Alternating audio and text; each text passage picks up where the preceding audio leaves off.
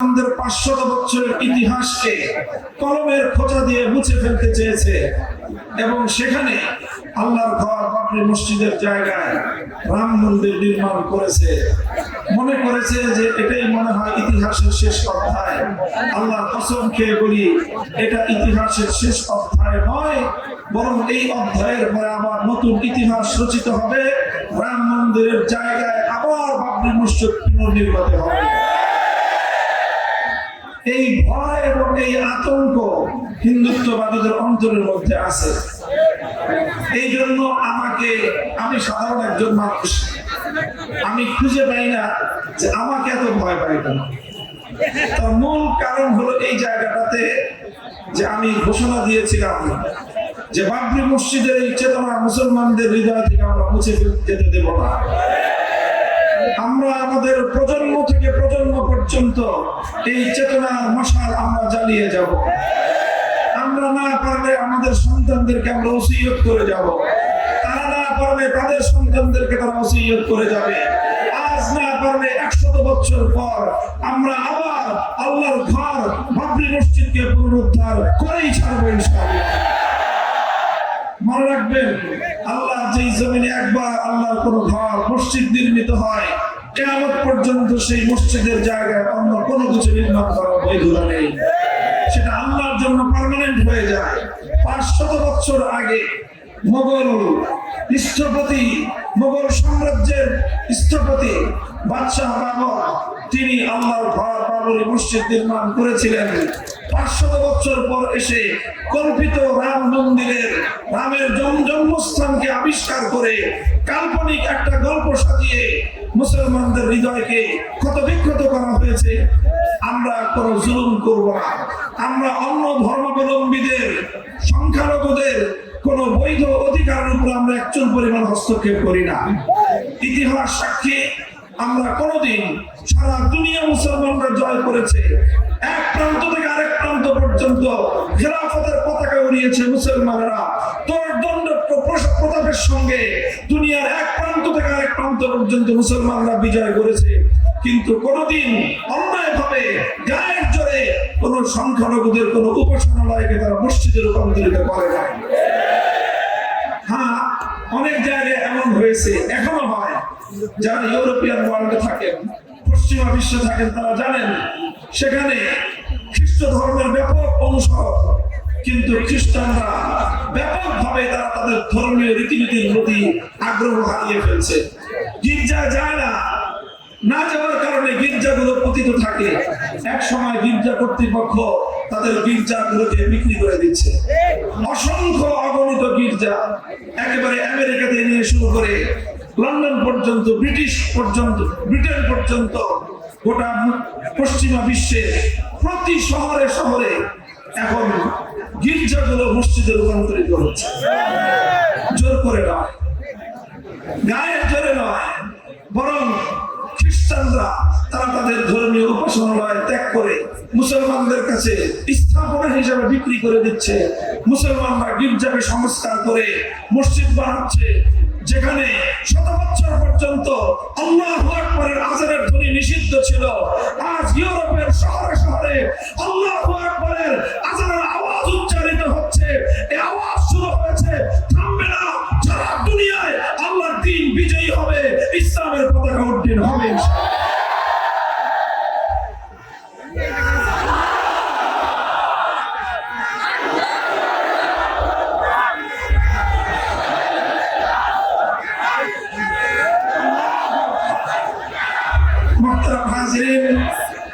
কথা হলো, এইটা একটা প্রসঙ্গ বললাম। ঝিকর গাছার নাম দেখে আমার ইতিহাস মনে পড়ে গেল। আজ থেকে প্রায় 33 বছর আগের ইতিহাস, আমার নিজের চোখে দেখা ইতিহাস এবং আমার নিজের সংশ্লিষ্টতার ইতিহাস। কাজেই আপনারা ঝিকর গাছাবাসী, আপনাদের অধিকার, আপনাদের আগামী প্রজন্মের অধিকার, ঝিকর গাছার অন্য সব ইতিহাসের পাশাপাশি আপনারা বাবরি মসজিদের ইতিহাসকে সংরক্ষণ করবেন। এই অধিকারটাকে এবং এই চেতনাকে, মসজিদের এই চেতনা, বাবরি মসজিদের চেতনার এই মশাল প্রজন্ম থেকে প্রজন্ম পর্যন্ত আমাদেরকে ছড়িয়ে দিতে হবে। আল্লাহ কবুল করেন। মুহতারাম হাজিরিন, আজকে আমার এই আপনাদের মাঝে আসার উপলক্ষ তৈরি করেছেন আপনাদের সকলের জনপ্রিয়, আমাদের অত্যন্ত শ্রদ্ধা ব্যক্তিত্ব, বাংলাদেশের একজন শিল্পপতি হিসেবে পরিচয় দিয়েছেন। আমি বলি যে না, শিল্পপতি হলো প্রধান পরিচয় নয়, মানুষের কল্যাণ, মানব সেবা হলো ওনার প্রধান পরিচয়। আল্লাহ দুনিয়ার সম্পদ অনেককেই দেন, কিন্তু সবাইকে সেই সম্পদ মানবতার জন্য, ইসলামের জন্য, মানুষের কল্যাণে ব্যয় করার তৌফিক আল্লাহ সকলকে দেন। এটা আল্লাহ যাকে দেন, যাদেরকে দেন, তারা পরম সৌভাগ্য লাভ করে। ডক্টর মহিউদ্দিন সাহেব, আমি দোয়া করি আল্লাহ পাক রব্বুল আলামিন এই যে কল্যাণ ওনাকে দিয়েছেন, এই কল্যাণটা আরো বৃদ্ধি করে দেন। হাদিসের মধ্যে আল্লাহ রাসূল সাল্লাল্লাহু আলাইহি ওয়াসাল্লাম ইরশাদ করেছেন, লা হাসাদা ইল্লা ফিসনাইন, লা হাসাদা ইল্লা ফিসনাইন, রাজুলুন আতাহু আল্লাহু মালান ফাসাল্লাতাহু আলা হারাকাতিহি ফিল হাক্কি, ওয়া রাজুলুন আতাহু আল্লাহুল কুরআন ফায়াকুমু বিহি আনা আল-লাইলি ওয়া আনা আন-নাহার। দুই ব্যক্তি এই পৃথিবীতে ঈর্ষণীয়, যাদেরকে দেখে মনের মধ্যে ঈর্ষা জাগা উচিত যে হায়, আমিও যদি ওই ব্যক্তির মতো হতে পারতাম। দুনিয়ার ক্ষমতা দেখে ঈর্ষা করার কিছু নাই, দুনিয়ার সম্পদ দেখে ঈর্ষা করার কিছু নাই, যে অমুকে এত সম্পদের মালিক, অমুকে এত টাকা পয়সা হয়েছে, অমুকে এত বাড়ি গাড়ির মালিক হয়েছে, ঈর্ষা করার কিছু নাই। অমুকে এত ক্ষমতা পেয়েছে, এত প্রভাব পেয়েছে, এমপি, মন্ত্রী, মিনিস্টার, প্রধানমন্ত্রী হয়ে গিয়েছে, এগুলো মুসলমানদের কাছে কোনো লোভনীয় বিষয় নয়। পৃথিবীতে মুসলমানের কাছে লোভনীয় বিষয় আল্লাহর পয়গম্বর বলছেন কেবলমাত্র দুটি বিষয়।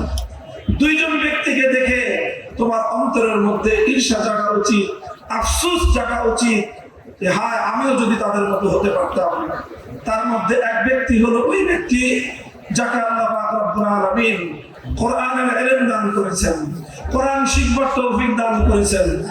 শুধু কোরআন শিখবার তৌফিক দিয়েই আল্লাহ ক্ষান্ত হননি, বরং তাকে রাতি বিভিন্ন সময়ে কোরআনে পাকের তেলাওয়াত করার তৌফিক দান করেছেন। সে রাতের বেলায়, রাতের বিভিন্ন প্রহরে দাঁড়িয়ে যায়, দাঁড়িয়ে আল্লাহর দরবারে কোরআনের তেলাওয়াত করতে থাকে। কোরআন যখন বান্দা তেলাওয়াত করে, তখন আল্লাহ বান্দার সবচেয়ে নিকটবর্তী হয়।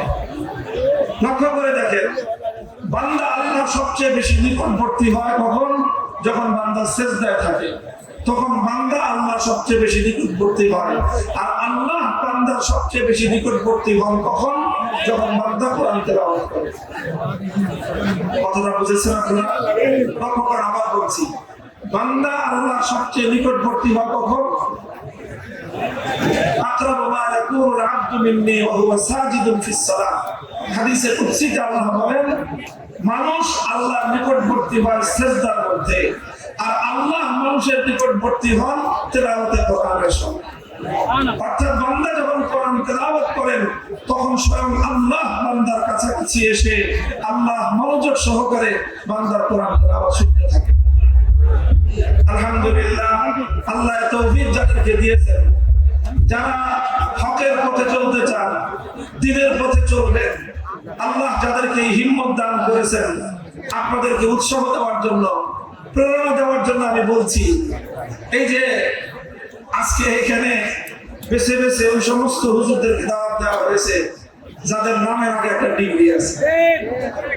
কি আছে? কি ডিগ্রি জানেন?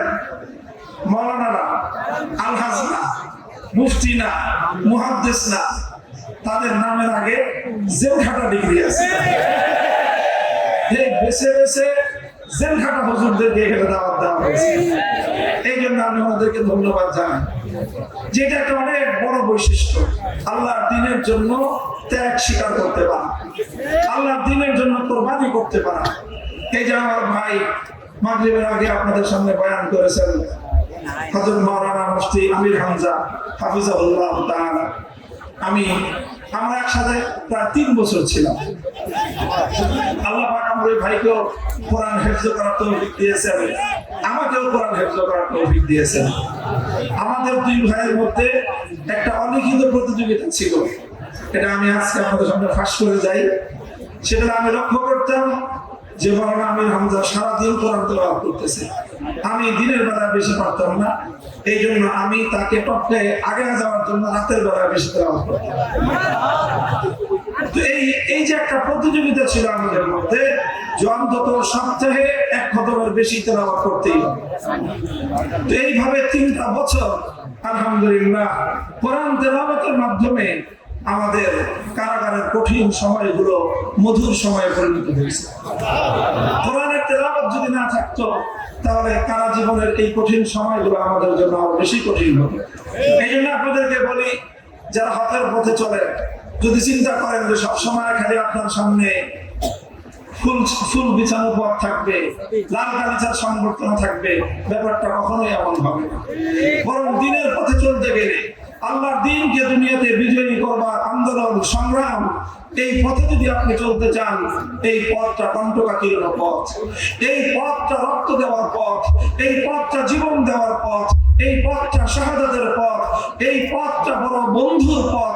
এই পথে পাড়ি দিতে হলে কখনো কারাগারের অন্ধকার প্রকোষ্ঠে নিক্ষিপ্ত হতে হবে, কখনো ফাঁসির কাষ্টে ঝুলতে হবে, কখনো জালিমের রক্ত চক্ষুকে আপনাকে উপেক্ষা করতে হবে, কখনো আপনার উপর নানা রকম জুলুম আসবে, ফেরারি জীবন যাপন করতে হবে। দিন শেষে তারাই সফল কাম হবে। সমস্ত জুলুম, নির্যাতন, ত্যাগ আর কোরবানিকে হাসি মুখে বরণ করে নেবে, সত্যের পথ থেকে চুল পরিমাণ সরে যাবে। এই জন্য কোরআনকে, আল্লাহর পবিত্র কোরআনকে পক্ষে ধারণ করুন। যার পক্ষে যতটুকু সম্ভব হয় কোরআন শিক্ষা করুন, কোরআন মুখস্থ করুন। এই কোরআন আপনার যখন নিঃসঙ্গতার সময়ে সর্বশ্রেষ্ঠ সঙ্গী হবে আল কোরআন। এই জন্য আমাদের কোরআনে পাকের শেষ এক জায়গায় একটা দোয়া আছে। এই দোয়াটা একেবারে কোরআন হাদিসের সুস্পষ্ট দোয়া, আমি পাইনি। আল্লাহুম্মা আনিস ওয়াহশাতি ফি কবরি, আল্লাহুম্মা আরহামনি বিল কুরআনিল আযীম। দোয়াটার অর্থ হলো, আয় আল্লাহ, কবরের মধ্যে সেই কঠিন নিঃসঙ্গতায় আপনি আমাকে সঙ্গ দিয়েন, আপনি আমাকে আপনার কোরআনের দ্বারা আমার সেই নিঃসঙ্গতাকে আপনি দূর করে দিয়েন। হাদিসের মধ্যে পাওয়া যায়, কোন কোন হাদিসের মধ্যে, যে কোন মুমিন বান্দাকে যখন কবরে দাফন করা হবে, দাফন করার পর মুনকার নাকির আসবে সুয়াল জবাব করতে। তো মুনকার নাকির সুয়াল জবাব যখন করা শুরু করবে, মুনকার নাকির এসে দেখবে যে কোন কোন বান্দার কবরের মধ্যে আরেকটা খুব সুন্দর সুদর্শন একজন মানুষ,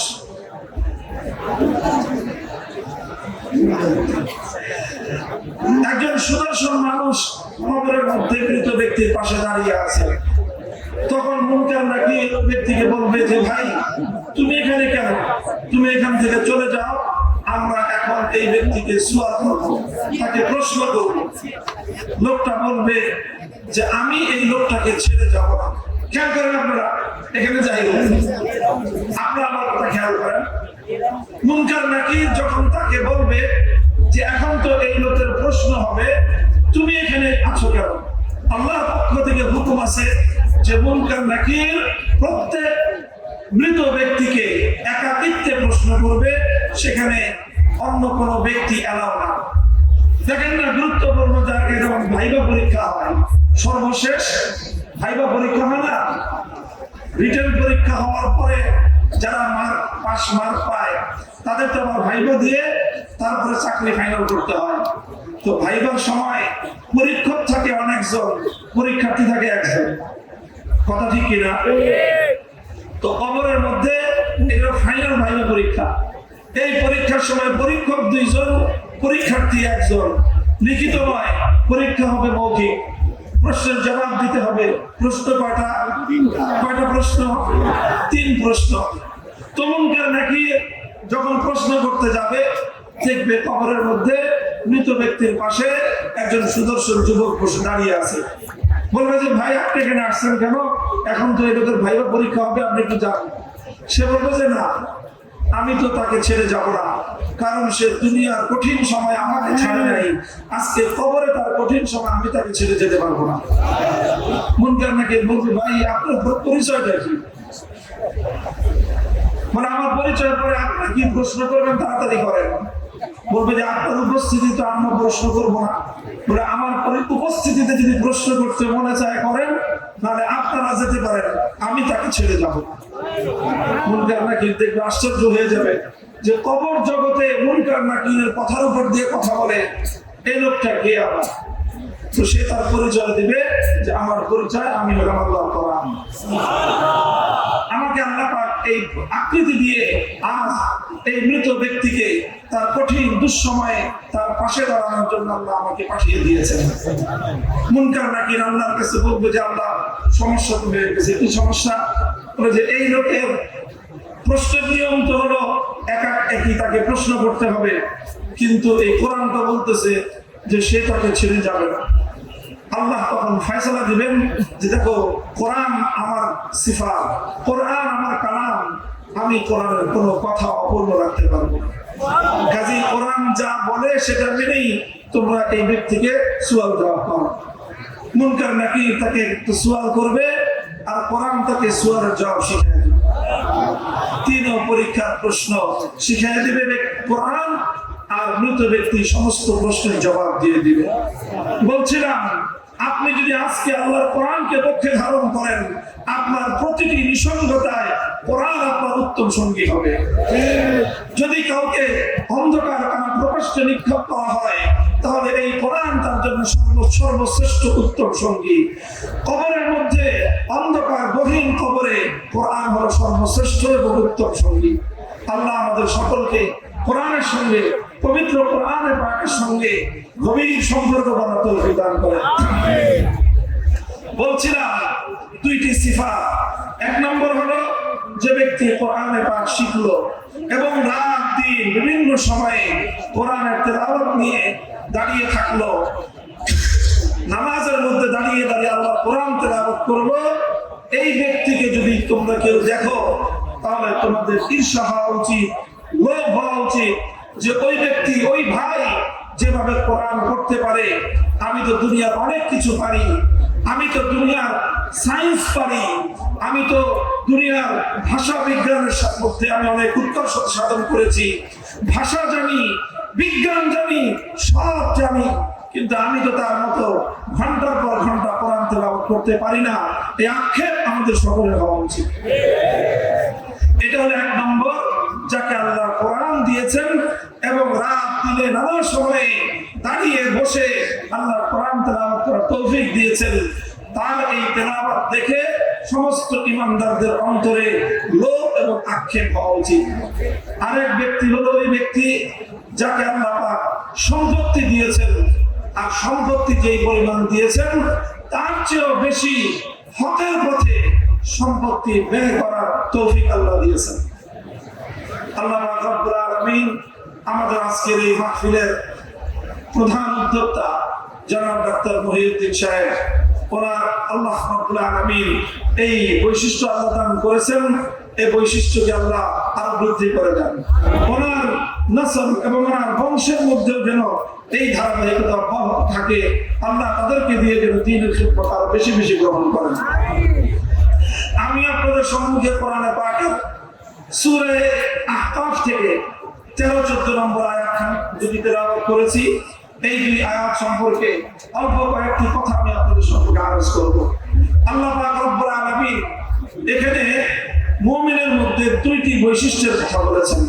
আল্লাহ বলছেন, ইন্নাল্লাযীনা ক্বালু রাব্বুনাল্লাহ সুম্মা ইসতাকামু ফালা খাউফুন আলাইহিম ওয়ালা হুম ইয়াহজানুন। যে সকল ঈমানদাররা দুটি বৈশিষ্ট্য হাসিল করবে, দুইটি বৈশিষ্ট্য অর্জন করবে, তাদের জন্য ভয়ের কোনো কারণ নাই, চিন্তার কোনো কারণ নাই, টেনশনের কোনো কারণ নাই। দুনিয়ার বিপদ, কবরের বিপদ, হাসরের বিপদ, সকল বিপদ পার করে জান্নাত পর্যন্ত পৌঁছায় দেওয়া আল্লাহর জিম্মাদারি। আর সূরা হামিম সাজদার মধ্যে আল্লাহ পাক এই বৈশিষ্ট্য সম্পন্ন ব্যক্তিদের ব্যাপারে আরো একটা সুসংবাদ দিয়েছেন। তাতানাজ্জালু আলাইহিমুল মালায়েকা, দুটি বৈশিষ্ট্যের কথা আল্লাহ বলেছেন। যারা এই দুই বৈশিষ্ট্য অর্জন করতে পারবে তাদের নিকট দুনিয়ার এই জীবনে মৃত্যুর আগেই আল্লাহর পক্ষ থেকে তাদের নিকট একদল ফেরেশতা এসে হাজির হবে। ফেরেশতারা এসে তাদেরকে বলবে, আল্লাহ তাখাফু ওয়া লা তাহজানু ওয়া আবশিরু বিল জান্নাতি আল্লাতী কুনতুম তুআদুন। তোমাদের কোনো ভয় নাই, কোনো টেনশন নাই। অভয় বাণী শোনাবে, সঙ্গে সঙ্গে আরেকটা শুভ সংবাদ দিবে, সেটা হলো আল্লাহর পক্ষ থেকে আমি তোমাদের কাছে, তোমার কাছে আমরা জান্নাতের সুসংবাদ নিয়ে এসেছি। দুনিয়াতেই একদল ফেরেশতা এক শ্রেণীর মানুষের কাছে এই বার্তাটা নিয়ে আসে। একটা হলো অভয় বাণী, টেনশন নাই, আরেকটা হলো সুসংবাদ। কিসের সুসংবাদ? কি বললাম? কিসের সুসংবাদ? জান্নাতের সুসংবাদ, বেহেশতের সুসংবাদ। এটা দুনিয়াতেই আসে। কখন আসে? ঠিক মৃত্যুর আগ মুহূর্তে। মৃত্যুর আগ মুহূর্তে যখন মানুষ প্রচন্ড বিপদগ্রস্ত হয়, ভয়াবহ এক কঠিন ভীতির সম্মুখীন হয়, ওই সময়ে কিছু মানুষের কাছে এই নুরানি ফেরেশতারা অভয় বাণী নিয়ে আসে আর জান্নাতের সুসংবাদ নিয়ে আসে। আমরা কারা কারা মৃত্যুর মুহূর্তে আল্লাহর পক্ষ থেকে ফেরেশতাদের মাধ্যমে এই অভয় বাণী আর সুসংবাদের বার্তা শুনতে চাই? এটা হাত তুলেন তো। আল্লাহ কবুল করেন।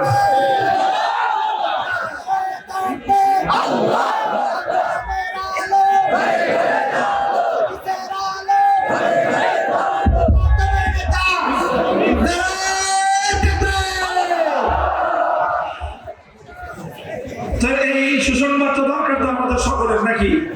আমরা চাই মৃত্যুর কঠিন সময়ে যেন এরকম একদম সুন্দর নুরানি ফেরেশতা আমাদের কাছে এসে বলে, তোমাদের কোনো ভয় নাই, আল্লাহ আমাদেরকে তোমার কাছে পাঠিয়েছেন জান্নাত পর্যন্ত, তোমাকে বেহেশত পর্যন্ত গার্ড অফ অনার দিয়ে নিয়ে যাওয়ার জন্য। সুতরাং আমরা তোমাকে দুনিয়া থেকে বেহেশত পর্যন্ত পৌঁছে দেব। এর জন্য প্রয়োজন দুটি বৈশিষ্ট্য। কয় বৈশিষ্ট্য? দুটি বৈশিষ্ট্যের প্রয়োজন।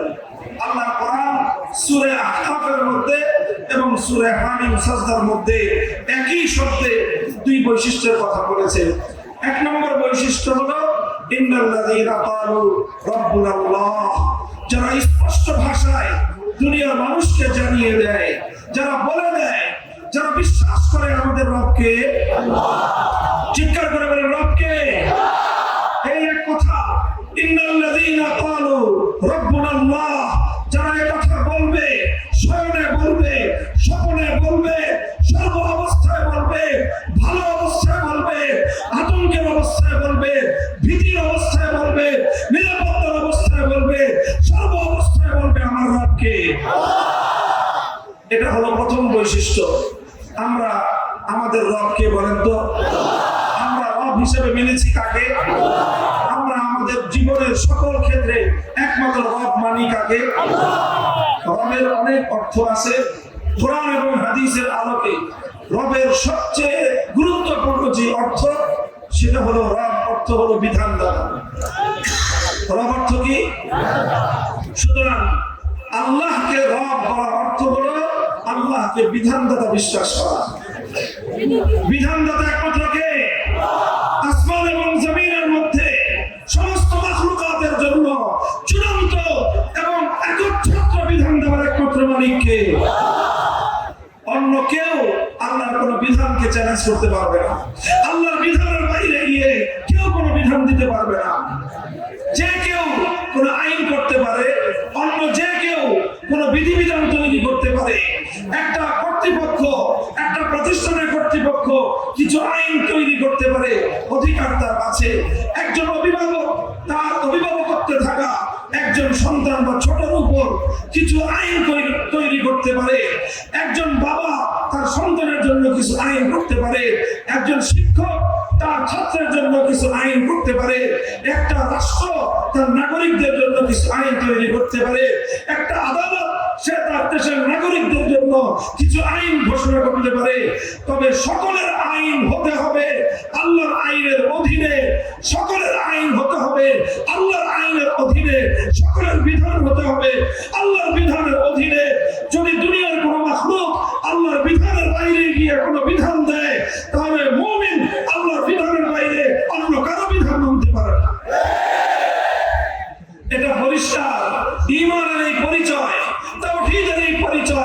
রুবুবিয়তের এই পরিচয় আজ মুসলমানরা ভুলতে বসেছে। মুসলমান অনেক কিছু জানে, আল্লাহ পালনেওয়ালা জানে। মুসলমান অনেক কিছু জানে, আল্লাহ রিজিক দাতা এটা জানে। মুসলমান অনেক কিছু জানে, আল্লাহ সৃষ্টিকর্তা এটা জানে। মুসলমান অনেক কিছু জানে, আল্লাহ রক্ষাকর্তা এটা জানে। মুসলমান আল্লাহকে জানে, আল্লাহ জীবনদাতা এটা জানে, আল্লাহ মানুষের হায়াত মৌতের মালিক এটা জানে।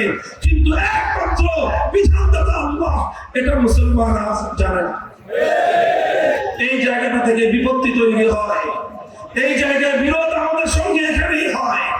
আমরা বলি আইন তোমাদের মানবো, ততক্ষণ মানবো যতক্ষণ তোমরা আল্লাহর আইনের অধীনে থাকবে। আর যখনই তোমাদের আইন আল্লাহর কোন আইনের সঙ্গে সাংঘর্ষিক হবে, আল্লাহর কোন আইনের সঙ্গে কন্ট্রাডিক্টেড হবে, তুমি যত বড় কর্তৃপক্ষ হও না কেন, একজন আল্লাহর ইমানদার স্পষ্ট ভাষায় তখন বলে দিবে আল্লাহর আইনের বাইরে গিয়ে কোন আইন আমরা মানি না। এটাই হলো রুবুবিয়তের অর্থ। ইন্নাল্লাযীনা ক্বালু রাব্বুনাল্লাহ, যারা বলবে আমাদের রবকে। দেখেন এটা একটা কঠিন সবক, এটা অনেক গুরুত্বপূর্ণ একটা সবক। আল্লাহ রাব্বুল আলামিন এই সবকটা মুমিনের জীবনে অসংখ্যবার আল্লাহ বদলে দিয়েছেন, অনেক গুরুত্ব দিয়েছেন আল্লাহ। আচ্ছা দেখি আমি আপনাদেরকে শুধু স্মরণ করায় দেই। কোরআনে পাকের সর্বপ্রথম সূরা কোনটি? সূরাতুল ফাতিহা। সূরাতুল ফাতিহার প্রথম আয়াত কোনটি? বলেন তো। আলহামদুলিল্লাহি রাব্বিল আলামিন। এই জগৎ সমূহের মধ্যে একমাত্র বিধান চলবে কার? রব্বুল আলামিন মানে হলো আসমানে বিধান চলবে কার? জমিনে বিধান চলবে কার? দেশের মধ্যে বিধান চলবে কার? সংসদে বিধান চলবে কার? গণভবন বঙ্গভবনে বিধান চলবে কার? নিম্ন আদালতে বিধান চলবে কার? উচ্চ আদালতে বিধান চলবে কার? সুপ্রিম কোর্টে বিধান চলবে কার? যারা সর্বত্র আল্লাহর বিধানদাতা মানে তারাই আল্লাহকে রব্বুল আলামিন মানে। আর যারা বলে সব জায়গায় আল্লাহর বিধান চলবে কিন্তু সংসদে আল্লাহর বিধান চলবে না, তারা রব্বুল আলামিন মুখে বলতে পারে তারা কার্যক্রমে আল্লাহকে অস্বীকারী। যারা রব্বুল আলামিন বলে কিন্তু বলে আদালতে আল্লাহর আইন চলবে না, আদালতে চলবে সংসদ প্রণীত আইন, আল্লাহর আইনের বিরুদ্ধে আদালতকে যারা ভিন্ন আইনে পরিচালিত করে তারা নিজেদেরকে মুসলমান বলে পরিচয় দিতে পারে কিন্তু তারা আল্লাহর একত্ববাদকে বিশ্বাসকারী নয়। তাহলে কোরআন শুরু হলো কিসের শিক্ষার মাধ্যমে? আলহামদুলিল্লাহি, জোরে বলেন আলহামদুলিল্লাহি রাব্বিল আলামিন। প্রথম শিক্ষাটা কি হলো? রবকে। এরপরে পূর্ণ কোরআনে অসংখ্যবার আল্লাহকে রব বলা হয়েছে, রব বলা হয়েছে, রব বলা হয়েছে। সর্বশেষ যেই সূরার মাধ্যমে কোরআনে পাক শেষ হলো সেই সূরাটার নাম কি? সূরা নাস। সূরা নাসের প্রথম আয়াত কি? কুল আউযু, কুল আউযু। মানুষের রবকে, মানুষের রবকে। কোরআনের শুরুতেও রব্বুল আলামিনের শিক্ষা, কোরআনের শেষেও রব্বুন নাসের শিক্ষা, অর্থাৎ মানব জাতির জীবনে একমাত্র বিধান চলবে কার? গেল কোরআন। সূরা ফাতিহা প্রতিদিন একজন মুমিনকে 5 ওয়াক্ত নামাজে, 5 ওয়াক্ত নামাজে শুধু ফরজ নামাজ হলো ফজরে 2 রাকাত, যোহরে 4 রাকাত, আসরে 4 রাকাত 10 রাকাত, মাগরিবে 3 রাকাত 13 রাকাত, এশায় 4 রাকাত 17 রাকাত, আবার বিতরের 4 রাকাত 3 রাকাত, কত হলো? 20 রাকাত। কত হলো? 20 রাকাত। সুন্নতে মুআক্কাদা ফজরে 2 রাকাত, যোহরে 6 রাকাত 8 রাকাত, মাগরিবে 2 রাকাত 10 রাকাত, আর হলো এশায় 2 রাকাত 12 রাকাত। 12 আর 20 32 রাকাত নামাজের মধ্যে সূরা ফাতিহা পড়তে হয় কয়বার? কমপক্ষে কয়বার? কমপক্ষে 32 বার। তাহলে 32 বার রব বলতে হয় কাকে? এরপরে আপনি রুকু, আপনি কিরাত পড়লেন, সূরা মিলালেন, সূরা মিলায় আপনাকে 32 রাকাত নামাজে রুকু করতে হবে কয়টা? হিসাব করে বলেন। 32 রাকাত নামাজে রুকু কয়টা? 32টা রুকু। এক একটা রুকুতে 3টা তাসবিহ পড়তে হয়। রুকুর তাসবিহটা কি? সুবহান রাব্বিয়াল আযীম। পবিত্র আমার রব। রবকে, আমার রবকে আল্লাহ। তাহলে 32 রাকাত নামাজে 32 32টা রুকু, এক এক রুকুতে কমপক্ষে 3 বার রব্বি আল্লাহ রব্বিয়াল আযীম মহান আল্লাহকে রব বলে ঘোষণা করতে হচ্ছে। 3 32 96 বার। কয়বার? 96 বার রুকুর মধ্যে রব বলতে হয় কাকে? এক এক রাকাত নামাজের সাজদা কয়টা? 32 রাকাত নামাজে সাজদা কয়টা? 64টা সাজদা। এক একটা সাজদায় 3টা তাসবিহ পড়তে হয়। সাজদার তাসবিহ কি? সুবহান রাব্বিয়াল আ'লা। পবিত্র আমার রব যিনি মহান। তাহলে রব বলা হলো কাকে? 32 রাকাত নামাজের 64টা সাজদা, এক একটা সাজদায় 3 বার করে আল্লাহকে রব বলে স্বীকার করতে হচ্ছে। 3 64 দ্বিগুণে 3 6 18 180, 3 4 12 192 বার। 192 বার আপনাকে রুকুর সাজদার মধ্যে আল্লাহকে রব বলতে হচ্ছে। 32 রাকাত নামাজে 96 বার আপনাকে রব বলতে হচ্ছে। 32 রাকাত নামাজে অন্তত 32 বার সূরা ফাতিহায় আল্লাহকে আপনাকে রব বলে স্বীকার করতে হচ্ছে। প্রতিদিন এইভাবে এত শত শত বার আল্লাহকে রব বলে স্বীকার করা, আল্লাহ রব রুবুবিয়তের ঘোষণা দেওয়া, আল্লাহর এই রুবুবিয়তের শিক্ষাকে অর্জন করা। এটা কেন? এটা কেন? এটা কেন? কারণ তুমি যখন মৃত্যুবরণ করবে, তোমার অনন্তকালের জন্য সর্বপ্রথম যে পরীক্ষাটা হবে, সেই পরীক্ষার উপর নির্ভর করবে তোমার পরকালের জীবনের সব শান্তি, সফলতা, পরকালের জীবনের মুক্তি এবং নিরাপত্তা। সেখানে সর্বপ্রথম তোমার প্রশ্ন থাকবে আমার রব্বুকা, তোমার রবকে। সর্বপ্রথম প্রশ্ন কি? জোরে বলেন।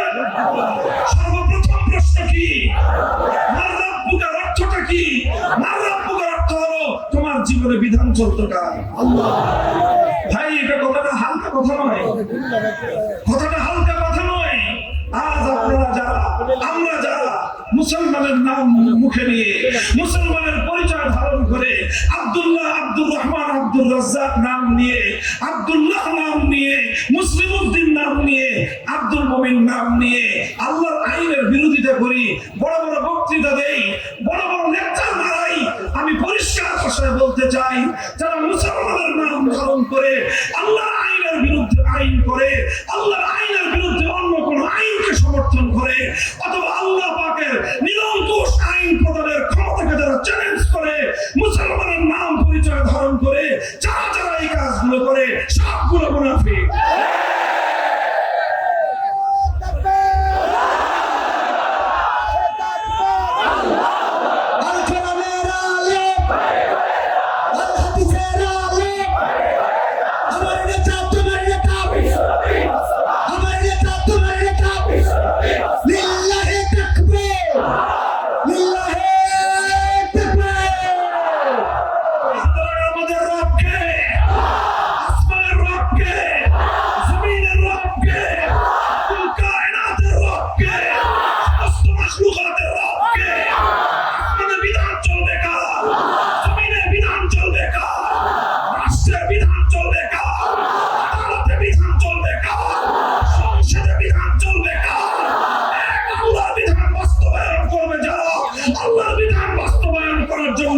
লড়াই করবে যারা, আল্লাহর বিধান বাস্তবায়নের জন্য জীবন দিবে যারা, তারাই একমাত্র ইমানদার, তারাই একমাত্র ইমানদার।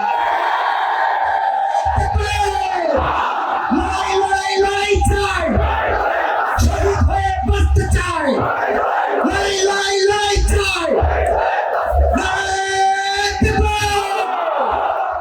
প্রথম বৈশিষ্ট্য হলো অকপটে স্বীকার করতে হবে, সারা দুনিয়াকে জানিয়ে দিতে হবে আমাদের রবকে।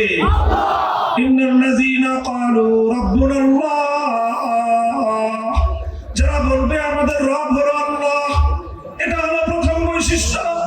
দ্বিতীয় বৈশিষ্ট্য হলো সুম্মাস্তাকামু, এক আল্লাহকে রব বলে ঘোষণা করার পর, এক আল্লাহ পাকের রুবুবিয়তের স্বীকৃতি দেওয়ার পর সুম্মাস্তাকামু, তাদের দ্বিতীয় বৈশিষ্ট্য হলো তারা এই রুবুবিয়তের ঘোষণার উপর ইস্তেকামতের সাথে থাকবে। কিসের সাথে? শব্দটা আপনার শিখেন, এই শব্দটা আমার আলোচনা শেষ করেন। কিসের সাথে থাকবে? কি বললাম? ইস্তেকামত। সবাই বলেন ইস্তেকামত। শব্দটা কি? ইস্তেকামতের সাথে যারা থাকবে আল্লাহ পাক তাদের জন্য ওই শুভ সংবাদ রেখেছেন, তাদের জন্যই মুক্তি রয়েছে, তাদের জন্য আল্লাহর পক্ষ থেকে গার্ড অফ অনার রয়েছে, তাদের জন্য নূরানী ফেরেশতাদের কাফেলার আগমন ঘটবে, তাদের জন্য দুনিয়া থেকে জান্নাত পর্যন্ত প্রত্যেকটি ঘাঁটিতে আল্লাহর পক্ষ থেকে গ্রেট রিসিপশনের ব্যবস্থা থাকবে, আল্লাহর পক্ষ থেকে এক মহা সাদর সম্ভাষণের ব্যবস্থা থাকবে। আল্লাহকে রব হিসেবে মানতে হবে, আল্লাহকে রব হিসেবে ঘোষণা দিতে হবে, অতঃপর ইস্তেকামতের সাথে থাকতে হবে। কিসের সাথে? জোরে বলেন, কিসের সাথে? এখন আমি ছোট্ট করে ইস্তেকামত শব্দের অর্থ বুঝাবো, আমার আলোচনা শেষ। ইস্তেকামত শব্দের অর্থ বাংলায় বলা হয় দৃঢ়তা, অটলতা। আল্লাহকে রব বলে কচু পাতার পানির মতো হলে চলবে না। আল্লাহ কিন্তু রুবুবিয়তের সাথে ইস্তেকামতের কথা বলেছেন, এটা একটা তাৎপর্যময় বিষয়। ইস্তেকামতের কথা আল্লাহ কেন বললেন? কারণ আল্লাহ ভালো করে জানেন যারা এক আল্লাহর বিধান মানতে চাইবে তাদেরকে ধাক্কা দেওয়া হবে, যারা এক আল্লাহর বিধান দুনিয়াতে বাস্তবায়ন করতে চাইবে তাদের সঙ্গে অনেক বাধা বিপত্তি আসবে, অনেক ঝড় ঝাপটা আসবে। এই বাধা বিঘ্ন, এই প্রত্যেকটি ঝড় ঝাপটার সামনে কচু পাতার পানির মতো হলে চলবে? বলেন, কচু পাতার উপরে পানি যখন থাকে, পানি কিন্তু দেখতে খুব সুন্দর দেখা যায়, কথা ঠিক কিনা? কচু পাতার পানি দেখতে খুব সুন্দর দেখা যায়, কিন্তু সামান্য একটু ধাক্কা লাগলেই সেই পানি আর থাকে, সেই পানি পড়ে যায়। কাজেই মাথায় টুপি পরছেন, খুব সুন্দর দেখা যায়, নাম ধারণ করেছেন ইমানি নাম, মুসলিম নাম, শুনতেও সুন্দর শোনা যায়, 14 পুরুষ 14 গোষ্ঠী ইমানদার, ভালোই লাগে, সব সুন্দর আছে, কিন্তু দেখতে তো সুন্দর, কিন্তু যখনই আল্লাহর রুবুবিয়তের উপর আপনি থাকতে চাইবেন, আপনার উপর ধাক্কা আসবে, আপনার উপর ঝড় আসবে, আপনার উপর তুফান আসবে। আপনার ঈমান যদি তখন কচু পাতার পানির মতো হয়, তাহলে ওই ঈমান দিয়ে আখিরাত তো দূরের কথা, দুনিয়াতেও ঈমানদারের পরিচয় ধরে রাখা যাবে। এই জন্য কিসের সাথে থাকতে হবে? ইস্তেকামতের সাথে থাকতে হবে। ইস্তেকামত কি জিনিস? ইস্তেকামত মানে হলো দৃঢ়তা, ইস্তেকামত মানে হলো অটলতা। ইস্তেকামত সম্পর্কে আমি আপনাদেরকে দুটি মন্তব্য শোনাবো। একটি মন্তব্য হলো শাইখুল ইসলাম ইবনে তাইমিয়া রাহমাতুল্লাহি আলাইহি বলেছেন, আল ইস্তিকামাতু আফজালুল কারামা। আল ইস্তিকামাতু আফজালুল কারামা।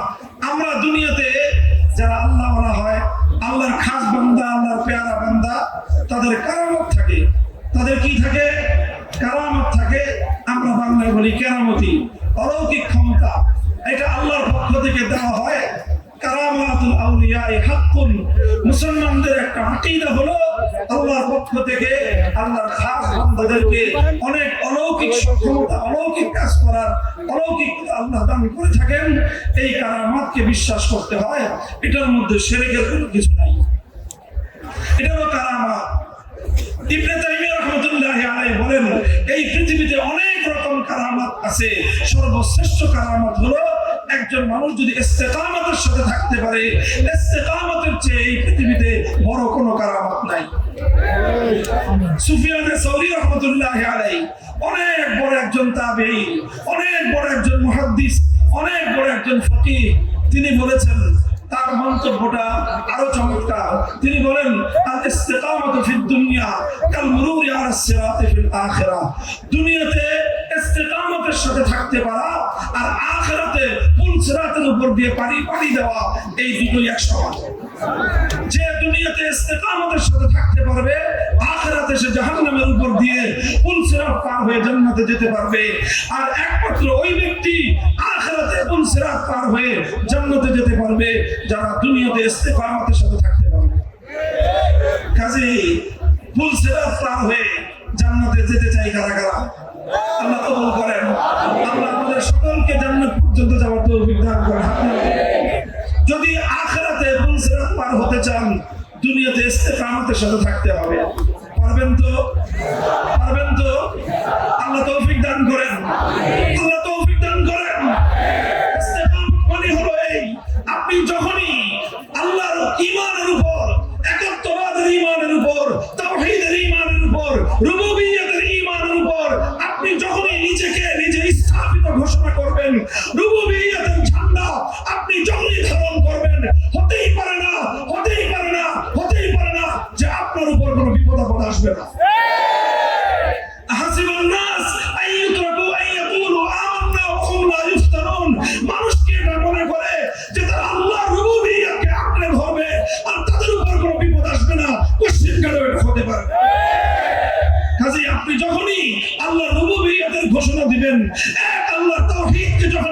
আঁকড়ে ধরবেন, তখন সারা দুনিয়ার গায়রুল্লাহর শক্তি, তার সারা দুনিয়ার সমস্ত তাগুতি শক্তি আপনার বুকের ভিতর থেকে তাওহীদ এবং রুবুবিয়্যতের ঈমানকে কেড়ে নেওয়ার চেষ্টা করবে।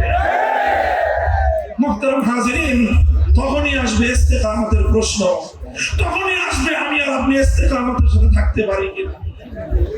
ভাই, আমি অনেক মানুষ দেখেছি বছরের পর বছর, যুগ পেরিয়ে গেছে, অন্ধকার কারা প্রকষ্টে কঠিন জীবনযাপন করছে, যাদের নাম শুনলে পর্যন্ত বাইরে থেকে আমাদের বুকটা ভয়ে কেঁপে উঠে, হায় হায় কোরআন নাযিল কি অবস্থা। সেই মানুষগুলোকে আমি দেখেছি হাস্যোজ্জ্বল, তারা হাসে, তারা আনন্দিত, তারা উল্লাসিত, কোনো টেনশন নাই, কোনো চিন্তা নাই। আল্লাহ রাব্বুল আলামিন তাদের অন্তরের মধ্যে এরকম প্রফুল্লতা দান করে আছে। এটা কিসের বদৌলত? এটা কিসের বিনিময়? এটা হলো ইস্তেকামতের বিনিময়। আল্লাহ আমাদের সকলকে ইস্তেকামতের সাথে থাকার তৌফিক দান করেন। ইস্তেকামতের পথে দুটি বাধা। কয় বাধা? জোরে বলেন। ইস্তেকামতের সাথে যদি আমি আপনি থাকতে চাই, ঈমানের উপর অটল এবং অবিচল যদি থাকতে চাই, আমাকে এবং আপনাকে দুই বাধা অতিক্রম করতে হবে। কয় বাধা? জোরে বলেন। প্রথম বাধা হলো লোভ লালসার বাধা। কিসের বাধা? লোভ লালসার বাধা। প্রথমে আমাকে আপনাকে, যারাই আল্লাহর রুবুবিয়্যতের ঈমানকে আল্লাহর জমিনে বাস্তবায়ন করার চেষ্টা করবে, প্রথমেই তাদের সামনে লোভ আসবে, লালসা আসবে, প্রলোভন আসবে। কখনো টাকার লোভ দেখানো হবে যে আসো তুমি ঈমানের পথ ছেড়ে দাও, এত টাকা তুমি পাবা। অথবা কখনো পদ পদবীর লোভ দেখানো হবে, ঈমানের পথ ছেড়ে দাও, দুনিয়াতে তোমার জন্য সম্মান অপেক্ষা করছে, দুনিয়াতে তোমার জন্য অনেক বড় পদ পদবী অপেক্ষা করছে। লোভ লালসার বাধা আসবে, এই বাধাটা আসবে প্রথমে। এই বাধা জানা থাকতে হবে ভাই, এই বাধার কথা জানা থাকতে হবে। অনেক সময় আমরা লোভের সামনে আত্মসমর্পণ করি, অনেক সময় আমরা অন্যায় আত্মার সামনে মাথা নত করে দেই। আমরা আল্লাহকে রব হিসাবে স্বীকার করেছিলাম, কিন্তু টাকার সামনে বিক্রি হয়ে যায়। আল্লাহকে রব বলে ঘোষণা করেছিলাম, দুনিয়ার সামান্য স্বার্থের সঙ্গে আমরা বিকিয়ে যাই। কথা বলেন ঠিক না বেঠিক? এই লোভ লালসা, এটা হলো ইস্তেকামতের পথে প্রথম বাধা। কথা বোঝা গেল? দ্বিতীয় বাধা হলো, কেউ যদি লোভ লালসার বাধা অতিক্রম করতে পারে, কেউ যদি লালসার বাধা অতিক্রম করতে পারে, কেউ যদি লালসা, লোভ লালসা, এই দুনিয়ার স্বার্থের বাধা যদি অতিক্রম করতে পারে, তারপরে তার সামনে দ্বিতীয় বাধা আসে ভয়ভীতির বাধা। কিসের বাধা? এই যে আপনারা আল্লামা সাঈদী রহমাতুল্লাহ আলাইহির আত্মার মাগফিরাত কামনায় মাহফিল করতেছেন, চিনেন ওনাকে? চিনেন আপনারা? কি হিসাবে চিনেন বলেন তো? কি হিসাবে? শুধু কোরআনের পাখি? কোরআনের পাখি সহজ পরিচয়, কোরআনের পাখি সহজ পরিচয়, কিন্তু উনি ইস্তেকামতের সাথে থেকেছেন জীবনের শেষ মুহূর্ত পর্যন্ত। আমাদের জানা মতে এটা হলো কঠিন পরিচয়। 2013 সালে কারাগারে গিয়েছি, তখনও তিনি কারাগারে। তখন ওনার সম্পর্কে বিস্তারিত ডিটেইলস শুনেছি যে কি কি লোভ লালসা ওনাকে দেওয়া হয়েছিল। তুমি তোমার পথ ছেড়ে দাও, তোমার জন্য অনেক বড় সম্মান অপেক্ষা করছে, তোমাকে অনেক কিছু দেওয়া হবে, রাষ্ট্রীয় এই দেওয়া হবে, এই সম্মান দেওয়া হবে, এই মর্যাদা দেওয়া হবে, এই দেওয়া হবে। সব লোভ লালসাকে তিনি দুপায়ে ধরেছেন, লোভ লালসাকে তিনি কবর রচনা করেছেন, ইস্তেকামতের সাথে ঈমানের পথে ছিল। এরপরে দ্বিতীয় বাধা ওর উপরে এসেছে। যখন দেখেছে সোজা আঙ্গুলে ঘি উঠে নাই, তখন তার আঙ্গুল বাঁকা করেছে। কতটুকু বাঁকা করেছে? যতটুকু আঙ্গুল শেখ হাসিনার বাঁকা হতে পারে ততটুকুই বাঁকা করেছে। করতে করতে আঙ্গুল পেঁচ খেয়ে গেছে, আঙ্গুল শেখ হাসিনার পেঁচ খেয়ে গেছে। কিন্তু আল্লাহর বান্দা ঈমানের উপর অটল এবং অবিচল ছিল, জীবন দিয়েছে, মৃত্যু